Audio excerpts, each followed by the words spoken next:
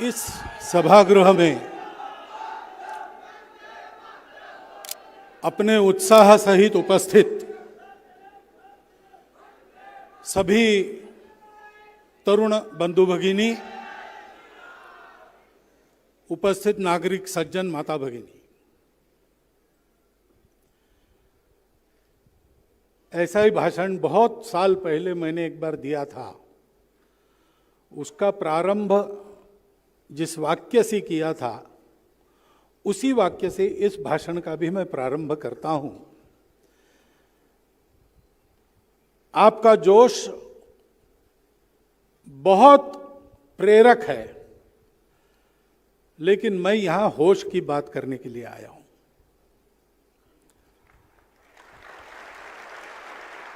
जोश तो आवश्यक है, बिना जोश के कोई काम नहीं होता। इसीलिए तरुणों को कहा जाता है कि तरुण सारे काम करते हैं, क्योंकि तरुणाई जोश का दूसरा नाम है। जोश तरुणाई का दूसरा नाम है। परंतु जोश को दिशा चाहिए, और जोश क्षणिक होता है। चाहे जब उसको बुलाकर उससे काम करवा लेने का काम होश करता है।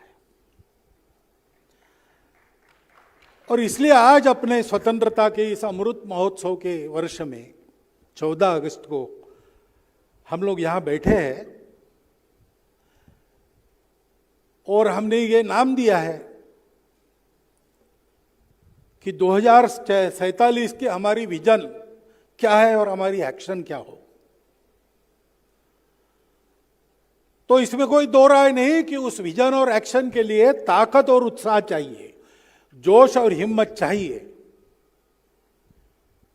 परंतु उसके साथ साथ उसकी एक दिशा चाहिए। और उस दिशा को समझने के लिए होश के साथ विचार करना पड़ता है।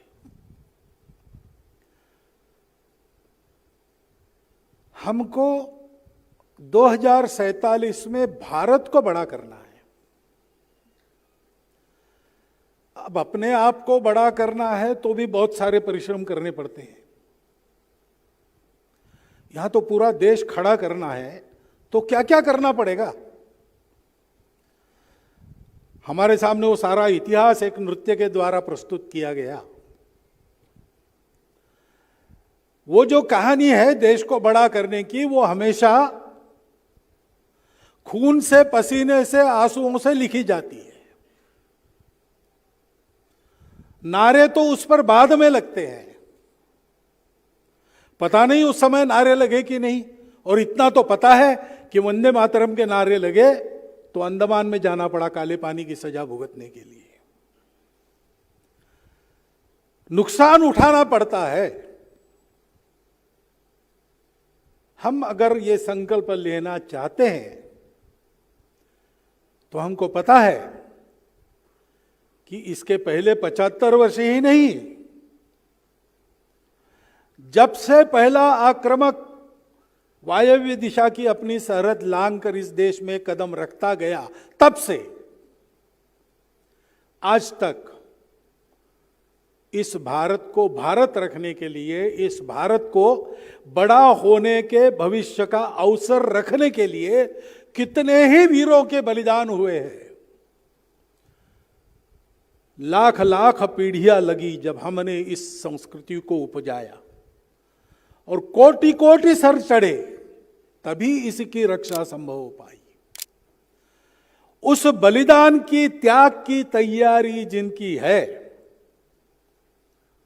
उनके लिए ये विजन, ये एक्शन है, उनके लिए आज का कार्यक्रम है। जो ये हिम्मत नहीं करते सोचने की भी, उनके लिए कार्यक्रम नहीं है। जो केवल अपनी सोचते हैं, उनके लिए कार्यक्रम नहीं है। जो चाहते हैं मुझे तोड़ लेना वनमाली, देना उस पत्थर पर फेंक, मातृभूमि पर शीश चढ़ाने जिस पर बढ़ते वीर अनेक, ऐसी उमंग जिनके मन में है, उनके लिए कार्यक्रम है। हमको ये विचार करना होगा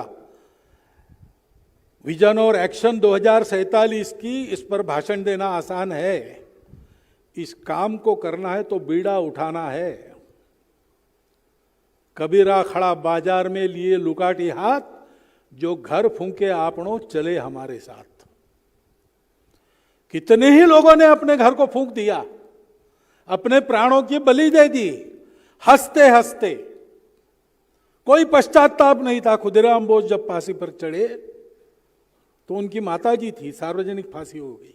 माताजी भीड़ में खड़ी रहकर देख रही थी, उसकी आंखों में स्वाभाविक आंसू थे। खुदीराम बोस के मन में क्या विचार है, कवि वर्णन करता है। खुदीराम बोस कहते, माता रो मत, अभी जाकर आता हूं, काम अधूरा है।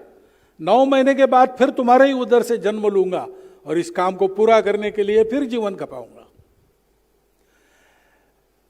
ये जोश चाहिए जो होश से निकलता है। पहली तो बात है, हमारे एक्शन के पहले हमारा गोल, उस गोल तक जाने की पक्की संकल्प शक्ति। यह काम हमको करना ही है। तेरा वैभव अमर रहे मां, हम दिन चार रहे न रहे। ये अपने जीवन का मंत्र बना लेंगे तो विजन और एक्शन दोनों स्पष्ट हो जाएगा। भारत को हमको बड़ा करना है, यानी क्या बड़ा करना है? कई बार लोग कहते हैं भारत को बड़ा करना है, देखो अमेरिका में कैसा है। भारत को बड़ा करना है, देखो चाइना कहां तक पहुंचा। भारत को महाशक्ति बनाना है। भारत को भारत के नाते बड़ा बनाना है। अमेरिका ने क्या किया? अमेरिका बड़ा तो बना है, बलाढ्य है, संपन्न है, ज्ञान विज्ञान के क्षेत्र में आगे है, लेकिन सारी दुनिया पर अपनी व्यवस्था लादने का डंडा चलाता है, क्योंकि अपनी छोटी सी जनसंख्या के लिए उसको बहुत सारे संसाधन चाहिए। चीन भी बड़ा बना है, आगे गया है, लेकिन अपने सामर्थ्य का उपयोग अन्य देशों के टुकड़े अलग करके अपने साम्राज्य का विस्तार करने के लिए करता है। क्या भारत को ऐसा बनना है? यह भारत नहीं है। भारत एक स्वभाव है। भारत ने जाना है, इतिहास ने जब आंखें खोली तब उसको ज्ञान संपन्न भारत मिला। वो ज्ञान क्या था? वो ज्ञान है संपूर्ण अस्तित्व की एकता का ज्ञान। अधूरे ज्ञान में आज भी दुनिया भटक रही है। बहुत प्रगति हुई है, बहुत सुविधाएं मिली है, बहुत सारा भौतिक ज्ञान का विस्तार हुआ है, परंतु आज भी कोरोना जैसी बीमारी सारे विश्व को 2 साल के लिए पंगु बना देती है। और उस महाआपदा में सबसे आगे कौन रहता है? सबसे ठीक कौन रहता है? भारत रहता है। क्यों रहता है? क्योंकि अधूरी दृष्टि जो प्रचलित है उसके पास जोड़ने वाले तत्व का ज्ञान नहीं। भारत के प्राचीन पूर्वजों ने वो ज्ञान प्राप्त किया। उन्होंने ये जाना जो आज का प्रगत विज्ञान कहता है, एवरीथिंग इज रिलेटेड। सारा विश्व एक से निपजा है और एक से एक के कारण हम सबका संबंध है। हम दिखते अलग अलग है, बरतते अलग अलग है, खाते पीते अलग अलग है, पूजा अलग अलग करते हैं, सब प्रकार की बातें अलग अलग है। सृष्टि में विविध रंग रूप है, परंतु ये सारे एक स्तर तक भासमान रहते हैं। वास्तविकता, एब्सोल्यूट रियलिटी क्या है? Unity of the existence. उसको देखते हुए सारा व्यवहार करना चाहिए, तो भौतिक जीवन भी सुखी होगा और मृत्यु को लांघकर हम लोग अमर हो जाएंगे। ये अगर मुझे पता है और मैं मानता हूं इस विश्व की एकता को, तो सारे विश्व को ये ज्ञान देने के लिए मेरा जन्म है। इसके प्रकाश में ये जीवन विद्या देने के लिए मेरा जन्म है। एतद् देश प्रसूतस्य सकाशादग्र जन्मनाथ स्वम स्वम चरित्रम शिक्षेरन पृथिव्याम सर्वमानवा। और इसलिए आज भी सृष्टि की इन विविधताओं को आपस के कलह में न उलझाते हुए सबको साथ लेकर कैसे चलना, सबको साथ लेकर आगे कैसे बढ़ना, इसको अगर दुनिया को किसी से सीखना है तो दुनिया कहती कि हम इसको भारत से सीखें। डायवर्सिटी का मैनेजमेंट कैसा करता है, भारत से सीखें। पर्यावरण और विकास साथ में कैसे चल सकते हैं, विकसित भारत की जो अवस्था थी उसको देखिए। काल सुसंगत उसका रूप खड़ा करना पड़ेगा, लेकिन उसको देखिए। सब प्रकार की परस्पर विरोधी दुविधाओं से दुनिया भरी है। दुनिया का यही स्वरूप है, उसमें द्वैत है। लेकिन अद्वैत की भूमि पर पक्का खड़ा रहकर द्वैत की दुविधा को ठीक से चलाना, managing the diversities, managing the dualities, ये कहां से आएगा? भारत से आएगा। उसको देने वाला भारत हमको खड़ा करना है। भारत का वो रूप है, भारत का वो अर्थ है, भारत का वो भाव है। अपने संविधान की प्रस्तावना में, अपने संविधान के मार्गदर्शक तत्वों में और अपने संविधान में नागरिक अधिकारों के साथ नागरिक कर्तव्य स्पष्टतया उल्लेखित है। इस बात के पीछे भारत का ही वो स्वभाव है। ये आज की बात नहीं है। भारत कोई दुनिया के पटल पर आज जन्मा हुआ देश नहीं है। अंग्रेजों ने जिसको एक किया ऐसा देश नहीं है। आक्रामकों के कारण जिसमें एकता आई ऐसा देश नहीं है। सारे विश्व की अंतर्निहित एकता को जिसने पहचाना और अपने देश की सारी विविधता को उस एक धागे में पिरोकर जिसने एक विश्व गुरु राष्ट्र का निर्माण किया, जो 3000 साल तक सतत सब प्रकार की वैभव संपन्नता के शिखर पर, सब प्रकार के पराक्रम के ऊंचे शिखर को छूता हुआ, ज्ञान देकर सारी दुनिया को समृद्ध बनाने वाला, किसी को न मिटाने वाला, किसी को न बदलने वाला, ऐसा भारत रहा। वो प्राचीन भारत आज नवे कलेवर में 15 अगस्त 1947 के बाद खड़ा हुआ है। उसका विचार करना चाहिए और उसका विचार करने के लिए हमको पता चाहिए। अभी कहा गया नैरेटिव जो अभी आ गया आपके सामने नृत्य में, कि आज के इतिहासकार अपनी सभ्यता को केवल 2400 साल पुराना मानते। ये आज के इतिहासकार नहीं, ये कल के इतिहासकार है। अगर कोई ज्ञानी है इतिहास का या किसी भी शास्त्र का, विज्ञान का, उसको अप टू डेट होना पड़ता है। और अप टू डेट नॉलेज क्या है? राखी गढ़ी के उत्खनन से बाहर आया है कि कम से कम 9000 साल पुरानी, जिसको सिंधु सरस्वती सभ्यता कहते हैं, वो उत्तर दक्षिण पूर्व पश्चिम पूरी भारतव्यापी सभ्यता थी और ईसा पूर्व 9000 साल कम से कम पुरानी है। हमको ये सीखना पड़ेगा।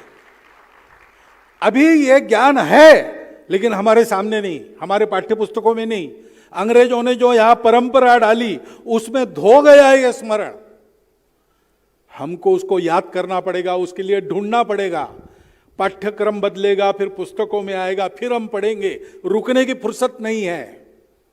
शीघ्रातिशीघ्र भारत को बड़ा करना है। हमको यह प्राप्त करना पड़ेगा। यह उपलब्ध है, खोजेंगे तो मिलेगा, खोजना पड़ेगा। भारत की वास्तविकता को हमको जानना पड़ेगा। इतना बड़ा भूगोल था भारत का, छोटा क्यों हो गया? संस्कृत का व्याकरण जिस जगह पर जन्मा, वो जगह आज भारत में क्यों नहीं है नहीं है, उसके पीछे किसकी रंजिश है, क्या है, वो बात छोड़ दो। लेकिन कारणों को समझना पड़ेगा। हम इस भारत को भूल गए, हम इस अपने अंतर्निहित एकता के सूत्र को भूल गए। विदेशों के आक्रामक तो बाद में चढ़कर आए, पहले तो हमने ही अपनों को भुला दिया। हमने ही जात पात की दीवारें खड़ी कर दी, जो व्यवस्थाएं थी उनको हमने दरिया, जो चौड़ी खाइया बना दिया, जो हमको दूर रखती है। और अज्ञानवश उसी को धर्म मानकर चलते रहे। धर्म के नाम पर कितना बड़ा अधर्म हुआ, शास्त्र में नहीं है, महापुरुषों के उपदेश में नहीं है। हमारे जो आत्मविस्मृति के कारण छोटे अहंकार बड़े हुए, उसके कारण यह हुआ। उन छोटे अहंकारों को हवा देकर हमको आपस में लड़ाने की साजिशें बाद में विदेशियों ने की और स्वतंत्र भारत में आज भी चलती है। वो समझ में आना चाहिए, उससे सावधान होना चाहिए। इसलिए उस भारत को जानना पड़ेगा जो विश्वगुरु था, जो तपस्वी था, त्यागी था, परम वैभव संपन्न होने के बाद भी सारी दुनिया को खिलाता था, परम बल संपन्न होने के बाद भी किसी को पीड़ा न देते हुए दुर्बलों की रक्षा करता था। यह हमारा इतिहास है, उसको जानना पड़ेगा।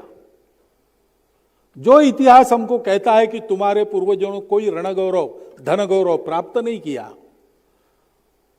उनको सिकंदर से लेकर तो अभी तक अपने देश की सीमाओं का उल्लंघन करने वालों के साथ जो कड़ा संघर्ष हमने किया है और पग पग पर विजय पाई है, कभी लड़ाइयां हारे होंगे, युद्ध कभी नहीं हारा है। ये जो हमारा इतिहास है संघर्ष का, वो बताना पड़ेगा। कितने ही आघात हमने झेले हैं, कितनी ही परिस्थितियां झेली है, हम चलते आए। अमृत पीकर दुनिया मरती लो, अमर हुआ मैं विष पीकर, ऐसा मृत्युंजय हमारा इतिहास है। वो हमको सुनना पड़ेगा, वो हमको समझना पड़ेगा, उसको बताना पड़ेगा। हम अमृतत्व के पुत्र हैं, वो हमारा भारत है। उस भारत के सत्य को जानना समझना, ये दूसरी आवश्यक शर्त है। पहली मैंने बताई, इस रास्ते पर कदम बढ़ाना है तो अपना विचार छोड़कर सर्वस्व त्याग की तैयारी रखते हुए चलना पड़ेगा। ये स्वतंत्रता मिली हमको ऐसे ही नहीं मिली, कितने बलिदान हुए, सब प्रकार के परिश्रम हुए, रणांगण में बलिदान हुए, शांतता में सत्याग्रह भी हुए, लोगों ने तरह तरह से अपने जीवन लगाए। किसी ने अपने आप को फांसी पर चढ़ा दिया हंसते हंसते, किसी ने विज्ञान के अनुसंधान में अपने आप को इसलिए लगाया कि इस क्षेत्र में भी भारत का नाम बड़ा होना है। जगदीश चंद्र बसु क्यों रिसर्च करते थे? रविंद्रनाथ टैगोर से चर्चा में उनको यह प्रेरणा मिली और इसलिए पहला विषय उन्होंने चुना भारत के सनातन तत्वज्ञान के आधार पर। चराचर अगर चैतन्यमय है तो वनस्पतियों को भी प्राण है, उनसे भी बात की जा सकती है। हर्ष शोक की संवेदना वहां भी अनुभूति में लाई जा सकती है। ये उनका संशोधन है। बहुत कठिन परिस्थिति में अपनी लैबोरेटरी क्यों चलाते थे? इसलिए कि भारत को विज्ञान के क्षेत्र में आगे ले जाना है। प्रसिद्ध बंगाल केमिकल्स क्यों चला है? वो कोई किसी को केमिकल्स का व्यापार करना था इसलिए नहीं चला। इस क्षेत्र में भी भारत को आगे जाना है। अपनी बनाई हुई सबसे अच्छी तिजोरी केवल मैं भारतीय हूं इसलिए नकारी गई। गोरा आदमी, उसने अपने आदमी को आगे बढ़ाया। ताला मैंने बनाया, वो धुतकार दिया, वो सबसे अच्छा था। भारतीयों का मान व्यापार में भी आगे बढ़े, इसलिए टाटा उद्योग की सृजना हुई और टाटा उद्योग उधर स्थापन हुआ। उसका कारण विवेकानंद है। जमशेदजी टाटा से उनकी जहाज पर चर्चा हुई थी। टाटा ने व्यापार किया और इंस्टीट्यूट ऑफ साइंस भी खोली। इसके पीछे विवेकानंद की प्रेरणा है। जहाज रानी के क्षेत्र में भारतवर्ष आगे आए, इसलिए अपनी सारी जायदाद बेचकर पट्टन स्थाणु पिल्लई जी ने एक जहाज कंपनी शुरू की थी। अंग्रेजों ने अपने षड्यंत्रों के द्वारा उसको डुबा दिया, बात अलग है। लेकिन ये क्यों किया उन्होंने? जहाज रानी के क्षेत्र में भारत आगे आए। कितने ही प्रकार से लोगों ने जीवन जिया है, जो जो कुछ करता था, कर सकता था, अधिकतम करके उसने देश के लिए समर्पित कर दिया। मरने वाले भी देश के लिए मरे, जीने वाले भी देश के लिए जिए। किसी को पहाड़ उठाने का सामर्थ्य था, उसने पहाड़ उठा लिया। किसी को रेती के छोटे छोटे कण डालने का ही सामर्थ्य था, उसने पूरी ताकत से सारी रेत के कण वहीं डाले, देश के भवन के निर्माण के। इस वृत्ति से आगे बढ़ना, ये पहली बात है, ध्यान रखिए। आज हम उन शहीदों के गीत गाते हैं, आज हम उनके नाम आए तो नारे देते, तालियां बजाते। उनकी ये अपेक्षा नहीं थी, उनको ये पता नहीं था। 1857 के वीरों को पराजित होते, मिट्टी में मिलते, गोरे सोजरों को नष्ट करके स्वयं नष्ट होने वाले झांसी की रानी को ये पता नहीं था कि एक दिन भारत स्वतंत्र होगा और उस स्वतंत्रता की नायिकाओं में मैं एक होंगी। वो आकांक्षा नहीं थी उनकी, उनकी तो एक ही बात थी, इस देश के लिए हमको समर्पित हो जाना है। आज वो ग्लैमर दिखता है, इन जीवनों की वो जो दीप्ति है, वो आज हम देख पाते हैं। उस समय उनको उपेक्षा मिली थी, उस समय उनको सहायता नहीं मिली थी, उस समय कितनों को अकेला मरना पड़ा, कितने बर्बाद हो गए। नाम जो जानते हैं हम, उससे कम से कम 50 गुना अधिक नाम जिनको हम नहीं जानते, ऐसे लोग हैं। अज्ञात क्रांतिकारकों के सुदूर जंगलों में किसी को पता न चले, ऐसे अंत्य संस्कार करने पड़े। इस जीवन को हंसते हंसते वर्ण करने की हिम्मत जिनकी है, वो ये कर सकते हैं। और उस हिम्मत के साथ जानकारी चाहिए, भारत क्या है। भारत संपूर्ण विश्व को सबको जोड़ने का मंत्र देने वाला भारत है। भारत सारे विश्व को अहिंसा सिखाता है, उसी समय विश्व की सारी हिंसा का दमन करने का बाहुबल अपने बाहुबल में रखता है। वो क्षमा कर सकता है, वो सजा भी दे सकता है। इस प्रकार का सामर्थ्य उसके पास शक्ति है, लेकिन वो शक्ति को धारण कर सकता है, तभी उसके पास है। गंगा उतरी भारत में शिव जी के मस्तक पर, क्योंकि अन्य कोई धारण करने वाला नहीं था। विश्व की शक्तियों को धारण करके देशों ने क्या क्या अत्याचार किए, आधुनिक इतिहास में हम देख सकते हैं। शक्ति का अवतरण जर्मनी में हुआ, हिटलर पैदा हुआ।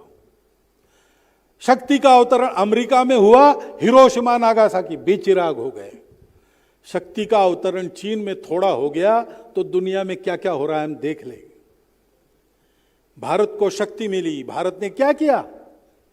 भारत ने उस शक्ति का उपयोग विश्व के लिए विष पीकर विश्व को बचाने का काम करने में किया।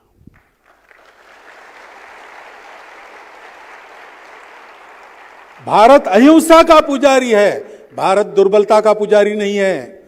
भारत शक्ति की आराधना करता है। मन में उस अहिंसा को धारण करके और हाथ पैरों में उस शक्ति को धारण करके हमको इस पथ पर आगे बढ़ना है। भारत को जानकर चलना है और सोचना है कि क्या करना है। पहली बात है, भारत को बड़ा बनाना है तो भारत का स्वभाव अपना स्वभाव होना चाहिए। पंथ, जाति, प्रांत, भाषा आदि के आधार पर एक एक मनुष्य को बांट बांट कर देखना, जो अलग दिखते हैं वो एक हो ही नहीं सकते, ऐसा मानकर चलना, ये भारत नहीं है। भारत मानता है एक होने के लिए एक सा होने की जरूरत नहीं। एक होना तो मन की बात है, मन की एकता होती है, समरसता होती है। उसके बलबूते प्रकृति ने जितने भेद रखे उतने भेदों को साथ चलाओ। बाकी और कोई भेद मानने की या तैयार करने की जरूरत नहीं। भारत के अवनति के काल में कई प्रकार की विकृतियां ऐसी आई है। अपने मन को पहले उससे मुक्त करके चलना पड़ेगा। उन भेदों के आधार पर स्वार्थ की मांगे उठती है, उन भेदों को भड़काकर स्वार्थ की लालच देकर कई प्रकार की गतिविधियां चलाई जाती है। भावना के आवेग में उनके साथ हम न जुड़े, क्योंकि भारत संपूर्ण विश्व की एकता मानता है, वैसे ही विश्व की हर छोटी बड़ी विविधता को मान्यता देता है, स्वीकार करता है, उसका स्वागत करता है। तो छोटी विविधताएं हैं, हमारी अपनी भाषा है, हमारा अपना प्रांत है, प्रांत में हमारा उपप्रांत है, हमारी अपनी पूजा पंथ संप्रदाय है, ये सब हमको प्यारा है, प्यारा होना चाहिए।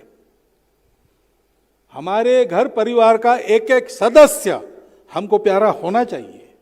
हमारा गांव, हमारा रीजन, हमारा उपप्रदेश, हमारा प्रदेश, हमारी भाषा, पूजा, खान पान, रीति रिवाज, सब कुछ हमारे प्यारे होते हैं, तो संपूर्ण विश्व पर प्रेम करने की हमारी क्षमता रहती है।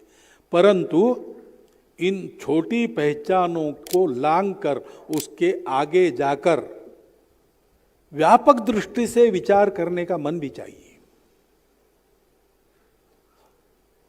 इन सब बातों को लेकर भी हमको भारत होना पड़ेगा। भारत को बड़ा करना है ना, तो भारत के सब जाति के लोग मेरे अपने हैं, भारत की सब भाषाएं मेरी अपनी भाषा है। भारत की राष्ट्रभाषा कौन सी? भारत की सारी भाषाएं राष्ट्रभाषा है। आपस में बात करने के लिए कोई एक भारतीय भाषा हम चुन लेंगे। पूरा भारत, उसके जल, जंगल, जमीन, जानवर सहित मेरा अपना है। हो सकता है आज कोई मेरे पास नहीं है, कल मेरे पास आ जाएगा। इस अपनत्व के भरोसे आ जाएगा। उस अपनत्व को किसी शक्ति के संबल की आवश्यकता है तो वो शक्ति मेरे पास है। अखंड भारत की बात करते तो डरने की क्या बात है? लोग डर जाते हैं। कब होगा? डरना छोड़ देंगे तब होगा। भाई जो था वो होने में क्या दिक्कत है? होगा। परंतु हमको उस भारत को बनकर सपना देखना पड़ेगा। अगर हम भारत की दृष्टि से विचार नहीं करते तो 10,000 साल से भारत में खेती चली, जमीन नहीं बिगड़ी भारत की। जमीन कब से बिगड़ी? जब से हमने अनुभव सिद्ध अपना खेती का तंत्र छोड़कर अधिक और शीघ्र उत्पाद की लालच में रासायनिक खादों का इस्तेमाल करना शुरू कर दिया। सारी दुनिया गड्ढे में गिर गई। हम भी अंध होकर, अपने स्वरूप को भूलकर, अपने स्मरण को खोकर, अपने आप पर के विश्वास को खोकर विदेशों के अंधानुकरण में चले गए। आज की समस्याओं में आधे से ज्यादा समस्याएं उस अंधानुकरण के कारण है। हम अपने भारत में अपने कार्यक्रम के शीर्षक में अपनी भाषा का इस्तेमाल नहीं कर सकते। हम जब तक विजन और एक्शन नहीं कहते तब तक हमारा आकर्षण नहीं बनता विषय के साथ। ऐसा है क्या? हमको इस बात को बदलना पड़ेगा। बातें कड़वी लगेगी, आपको अप्रिय लगेगी, लेकिन यह सत्य है। इससे मुख मोड़ के काम नहीं चलेगा। इस सत्य को स्वीकार करके हमको भारत बनना पड़ेगा। भारत की भाषा, भारत की भूषा, भारत का इतिहास, भारत का भूगोल, भारत के जंगल, भारत के जानवर, पशु पक्षी, सब कुछ मुझे मालूम चाहिए। और इस भारत का जो भाव है एकात्मता का, उस भाव का मूर्तिमंत उदाहरण मेरा जीवन होना चाहिए। फिर बात आती है कि हम करने चले जाए उसके पहले हम इस देश की भक्ति को अपने दैनंदिन जीवन की प्रत्येक कृति में उतारे। कैसे उतारना? भगिनी निवेदिता कहती है कि स्वतंत्र देश में देशभक्ति का रूप होता है नागरिक अनुशासन।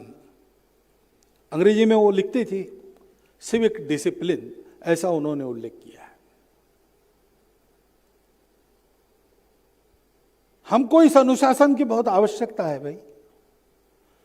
जिस देश के धर्म के 4 पैरों में एक है शुचिता, अंतर्बाह्य स्वच्छता, वहां स्वच्छता के अभियान चलाने पड़ते हैं। और अभियान चलाने के बाद भी अभी भी रास्ते के दोनों तरफ कई जगह कचरों के दर्शन होते हैं। तो हम बातें करेंगे बड़े भारत की और छोटी बातें ऐसी ही छोड़ देंगे तो कैसे चलेगा। धर्म प्राण भारत की बात करेंगे, सत्य जिसका धर्म है, करुणा जिसका, सत्य जिसका अंग है, करुणा जिसका अंग है, शुचिता अंग है और तपस्या अंग है। हम ऐसी अस्वच्छता देखेंगे क्योंकि उस कचरे को जमा करके योग्य जगह डालने में ज्यादा परिश्रम लगता है। फेंक दिया बाजू में तो एक ना एक दिन कारपोरेशन उठा के ले ही जाएगा। इस शॉर्टकट को लेने वाले तपस्या की बात कैसा कर सकेंगे। हमको अपने जीवन को परिश्रम का जीवन बनाना पड़ेगा। हम तपस्या करेंगे, किसी भी बात को छोटे रास्ते से नहीं चाहेंगे। जो भी चाहिए वो पूरी कीमत चुका कर लेंगे। दान में या मुफ्त मिलता है इसलिए उसके पीछे दौड़ते हुए ऐसा नहीं लेंगे। परिश्रम करेंगे और अपने आप को अंतर्बाह्य स्वच्छ रखेंगे। ऐसा जब होता है तब नागरिक अनुशासन का पालन होता है। हर बार अपने देशवासियों का, अपना देश का विचार करके हर कृति को करना, ये मेरे लिए ठीक है, लेकिन इसका परिणाम आसपास क्या होने वाला है, मेरे गांव पर क्या होगा, मेरे देशवासियों पर क्या होगा, मेरे देश के लिए चाहिए कि नहीं चाहिए, इसका विचार करके हर बात को जीना पड़ेगा। आगे चल के यही विचार विस्तारित होता है तो फिर देश की नीतियों में विचार इसका किया जाता है कि जो भी करना है वो देश के लिए उचित है कि नहीं। जो परंपरा से चलता आया है उसमें से देशानुकूल कितना, युगानुकूल कितना है, और जो बाहर से आया है, बाहर से भी आता है, ज्ञान कोई बपौती नहीं है किसी की। सारे विश्व के ज्ञान में से जो आता है हमारे पास वो देश के लिए हितकारक है, तो देश के लिए हितकारक बना के लेना। जो स्वदेशी है वो युगानुकूल चाहिए और जो विदेशी है वो देशानुकूल चाहिए। वो बनाने की बुद्धि तब बनती है जब अपने जीवन में इस प्रकार की शुचिता और परिश्रम की आदत रहती है। नागरिक नियमों का पालन, समस्याएं होती है, उसके लिए गुहार लगानी पड़ती है, लेकिन बसेस क्यों जलाना। अंग्रेजों के जमाने में हमने सविनय सत्याग्रह किया। जो हमारे शत्रु थे, हमको गुलाम बनाने वाले थे, उनको यहां सत्याग्रह नागपुर में हुआ 1920 वाला 21 वाला, तो उस सत्याग्रह में डॉक्टर साहब ने बचाव का भाषण दिया, लेकिन सत्याग्रह का यह था कि बचाव भी नहीं करना, कानून तोड़ना और कानून तोड़ने की जो सजा मिलती है लेना। ऐसा उस समय हमने किया। हमारे अपने स्वतंत्र देश में हमने चुनी हुई सरकार जिस किसी पार्टी की जहां पर हो, अगर कोई गुहार लगानी है तो हम अपने सार्वजनिक संपत्ति को कैसे जलाते हैं। हम अपने बात के पीछे लोगों को जमा करने के लिए उनके सामने किसी शत्रु को क्यों खड़ा करते हैं। स्वतंत्रता के पहले हमको गुलाम बनाने वाले हमारे सामने शत्रु के नाते खड़े थे। शत्रु सामने है तो जोश आता ही है। आज कोई शत्रु नहीं है तो जोश दिलाने के लिए हम में से ही हम किसी को शत्रु बनाकर लोगों के सामने खड़ा करते हैं। आपस की छोटी पहचानों में शत्रुता ऐसा खड़ा करते हैं उनको। यह सब आदतें छोड़नी पड़ेगी। नागरिक अनुशासन का पालन इसमें यह भी आता है। जो जो अपने देश के हित के लिए आवश्यक है करेंगे। हमने बनाई व्यवस्था है, हमारे प्रतिनिधियों ने मिलकर दिया संविधान है, उसका ठीक से पालन हो। वो संविधान इतना उदार है कि अगर हमको लगता है उसमें कुछ बदलना है तो उसी में व्यवस्था है, जिनको करना है वहां का पालन करेंगे। लेकिन संविधान जो कुछ है, आज की तारीख में जो कानून बना है, जो अनुशासन बना है, हम उसका श्रद्धापूर्वक पालन करेंगे। ऐसा जीवन बनाना पड़ेगा। फिर जो भी काम हम करना चाहेंगे उसको ईमानदारी से उत्कृष्ट करने का सीखना, उत्कृष्ट होना चाहिए। विश्व में उत्कृष्टता की कीमत होती है। कितना ही हमको गुलाम किया गया, कितना ही हमको अपमानित किया गया, हमारे अपने मन में हमारे पूर्वजों के प्रति हीन भावना भरने का काम हुआ। लेकिन ये जो कुचालों का षड्यंत्र है, बड़ा कुटिल और सर्वत्र विश्व में जो अजेय था, वो हमारे संगीत के सामने परास्त हो गया। संगीत को वो कम नहीं कर सके। आज भी भारतीय संगीत का बोलबाला सर्वत्र है। क्यों? एक उत्कृष्टता के स्तर पर उसको रखा है, वहां से नीचे गिराने की तजवीज हो ही नहीं सकती। हमारे योग को फिर से मानना पड़ रहा है, संस्कृत भाषा की उपयुक्तता का, क्योंकि ये उत्कृष्टता के उस स्तर पर पहुंची है जहां से कभी गिरना नहीं होता है। हमको अपने हर काम को मन लगाकर उत्कृष्ट करना सीखना होगा। छोटा काम हो, बड़ा काम हो, अपने देश में करने का हो, विदेश में जाके बताने का हो। ऐसा कहते हैं कि तिलक जी को उनके पुत्र ने पत्र लिखा कि आप गणित के विद्वान हैं, इसलिए आप चाहते हो मुझे गणित में ही आगे बढ़ना चाहिए, लेकिन मुझे गणित में तो बिल्कुल रुचि नहीं, आप क्यों थोप रहे हो मेरे पर? अगर मुझे जूता सिलाने का काम अच्छा लगता है तो मुझे वही करने देना चाहिए, आप ये क्यों नहीं करते? तो तिलक जी ने उसको उत्तर दिया कि तुम्हारी बात सही है, तुमको जो अच्छा लगता है वही करना चाहिए तुमने। तुमको जूता सिलाने का काम है, तुम करो। मेरा कहना इतना ही है कि जूता सिलना सीखो तो ऐसा सीखो कि पूना शहर में लोग कहें कि अगर जूता सिला कर लेना है तो तिलक जी के लड़के के पास से ही लेना है।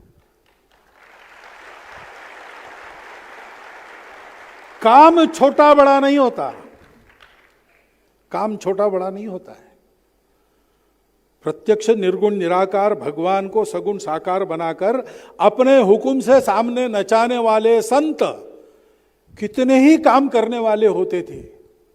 कोई कुम्हार थे, कोई नाई थे, कोई तो जिनको दुर्भाग्य से अस्पृश्य कहा गया ऐसे थे, कोई बाग बगीचे का काम करने वाले थे। और सब कोई विद्वान दशग्रंथी ब्राह्मण नहीं थे, वो तो बहुत थोड़े थे। अपने काम को ठीक करना, योगः कर्मसु कौशलम, इस संदेश का आचरण करते हैं तो अपने अपने कर्म योग से भी सर्वोच्च श्रेष्ठ तत्व को पाया जा सकता है। यह भारत का संदेश है।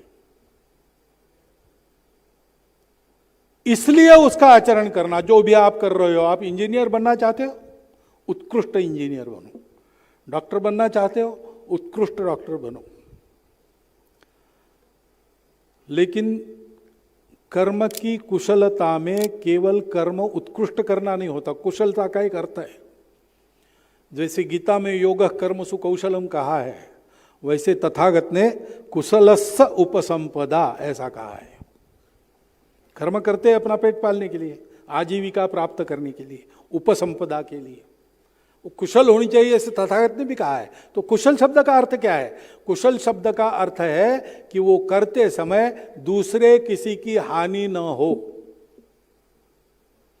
और ये थोड़ा नकारात्मक हो जाता, न हो, उसको सकारात्मक जोड़ देंगे, दूसरे लोगों का भी उपकार हो, वो कुशल कर्म है।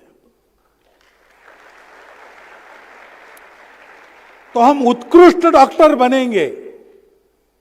हम उत्कृष्ट डॉक्टर है इसलिए हम जिस बस्ती में रहते हैं उस बस्ती में स्वास्थ्य उत्तम हो गया लोगों का हमारे कारण, तो हमारी डॉक्टरी का उपयोग है।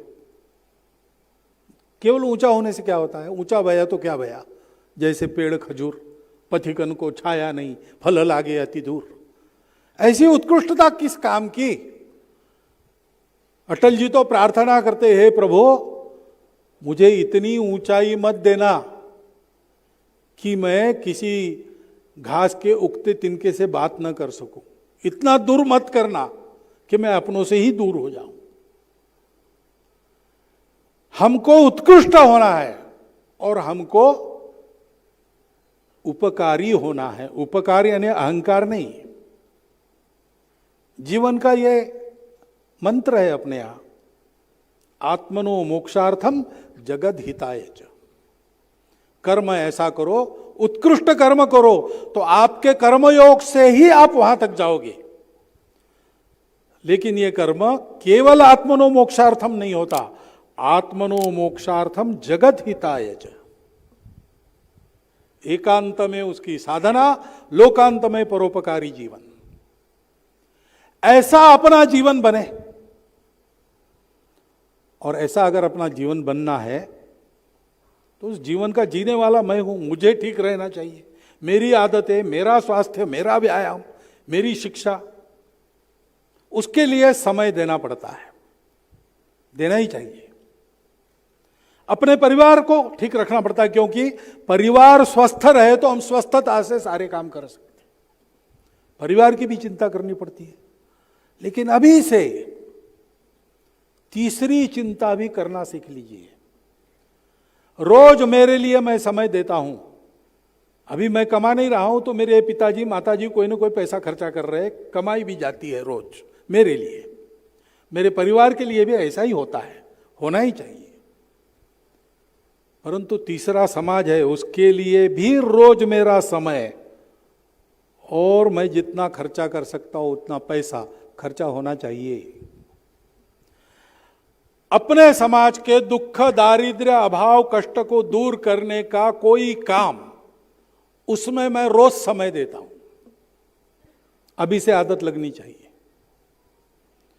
आज समय और संपत्ति निकालने की आदत लगाएंगे, कल अगर जरूरत पड़ती है भारत माता को फिर से प्राणों के बलि की, तो यकायक नहीं आते, समाज का वातावरण देता है। ये वातावरण समाज में नित्य चाहिए। आक्रमण का तांता लगा, लेकिन समाज की नित्य सिद्ध शक्ति ऐसी थी, जितने मांगे उतने वीर दिए। जैसा आक्रमण था वैसा जवाब देने वाले दिए। कैसी लड़ाई सिकंदर पोरस की हुई थी,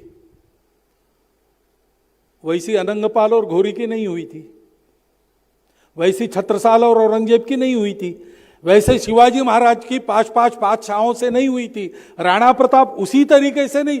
सबके तरीके लड़ने के अलग अलग थे। लड़ाइयाँ होते होते होते सुभाष बाबू की एक तरीके से लड़ाई, गांधी जी की दूसरे तरीके से लड़ाई, समाज सुधारकों की अपने समाज की कमियों से तीसरे प्रकार की लड़ाई, और आत्मविस्मृत समाज को स्व का भान देने वाले दयानंद सरस्वती, विवेकानंद, राष्ट्रीय स्वयंसेवक संघ जैसा कार्य, इनकी अपनी लड़ाई अलग अलग तरीके से, अलग अलग तरीके से लड़ाई, अलग अलग मोर्चों पर अलग अलग प्रकार से लड़ना पड़ता है। उस लड़ाई करने वालों को समाज ने दिया। संकट सामने था, संकट देश के अंदर था, आज सामने कोई नहीं है तो समाज सो जाता है।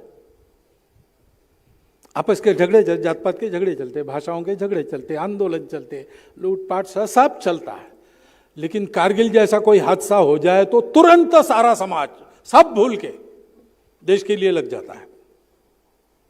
तो ये तो कोई नहीं कह सकता कि भारतवासियों की क्षमता नहीं है। भारतवासियों की क्षमता है। 1947 के बाद एक नहीं 5 बार उन्होंने दिखा दी है। इस भारत को स्वतंत्र रखने को, इस भारत को प्रजातांत्रिक रखने को, इस भारत को सबको समान मानकर चलने वाला भारत बनाकर रखने को यहां का सामान्य व्यक्ति भी कटिबद्ध है। और समय आता है तो परिश्रम करता है, चुनौती संकट आता है तो परिश्रम करता है। ये आज भी है। इसलिए किसी प्रकार के निराशा की जरूरत नहीं। बस एक बात की आवश्यकता है कि संकट आता है तो हम तैयार रहते हैं। हम तैयार रहे तो संकट आएगा ही नहीं। सुख में सुमिरन सब करे, दुख में करे न कोय। जो सुख में सुमिरन करे तो दुख काहे को होए। हम सदैव तैयार रहे, क्योंकि आगे तो जाना ही है। संकट हो ना हो, चलना तो है ही।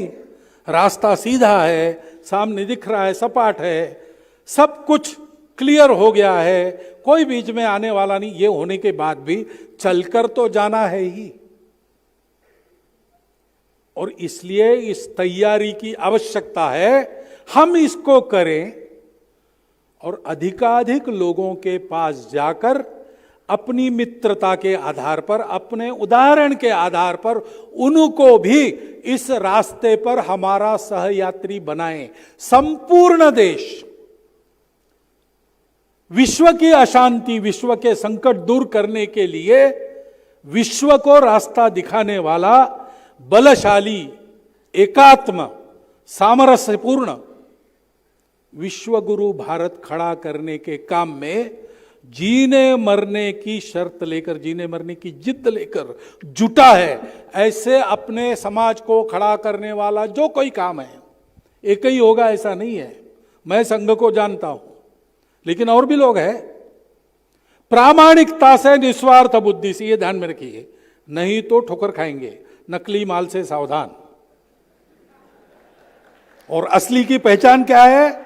वहां प्रामाणिकता है, वहां स्वार्थ यत्किंचित भी नहीं, मुझे कुछ नहीं चाहिए है। ऐसे बहुत लोग हैं भारत में। जितना खराब हो रहा है ऐसा बताने वाले लोग हैं, उन्हीं के हाथ में है सारा माइक्रोफोन वगैरह, इसलिए ज्यादा वो आता है। लेकिन वो जितना कहते हैं उससे 40 गुना अधिक अच्छा भारत में करने वाले लोग हैं, व्यक्ति है, संगठन है, संस्थाएं हैं। हम किसी न किसी प्रयास के अंग बने अथवा अपनी प्रतिभा से हम हमारा अपना शुरू करें प्रयास। लेकिन वृत्तपत्र में नाम छपेगा, पहनूंगा स्वागत सुमार, छोड़ चलो ये क्षुद्र भावना, भारत के भावी तारणहार। संघ में हम कहते हैं हिंदू राष्ट्र के तारणहार। ये एक व्रत का कंकण बांधकर हमको चलना पड़ेगा।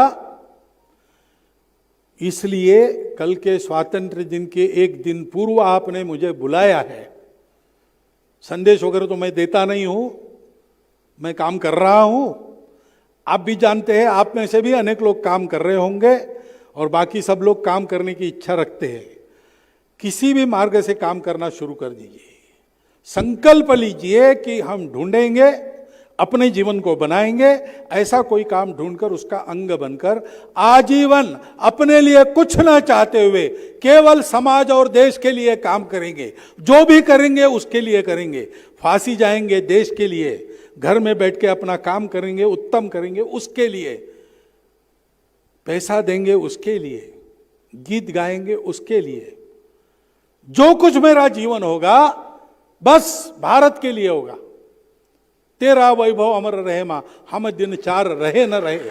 इस प्रकार की भावना लेकर अपने जीवन के शिल्पकार बनने का संकल्प आप लीजिए और कल का स्वातंत्र्य दिन मनाइए।